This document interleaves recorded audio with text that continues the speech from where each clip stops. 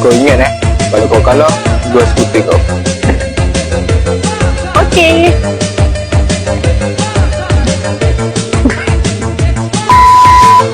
Bang. Ya? Susah tak skuter macam ni orang dewasa macam saya naik? Skuter ni sesuai untuk kanak-kanak. Kita ada skuter dewasa punya. Skuter ni sesuai untuk dewasa. Sebab apa? Sebab dia tak menggunakan belting tapi menggunakan motor. Berat boleh tampung 70 kilogram.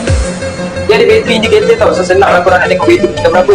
Dengan itu dia ada lampu lagi. So kalau korang nak pergi ngaji boleh slow dalam lampu. Lipat jamak mudah tau. First korang cabut seat.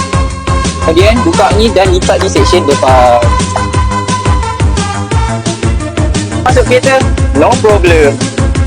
Kompakmen dia ni luas tau. Boleh letak banyak barang. Jangan risau, kita bagi charger free lagi.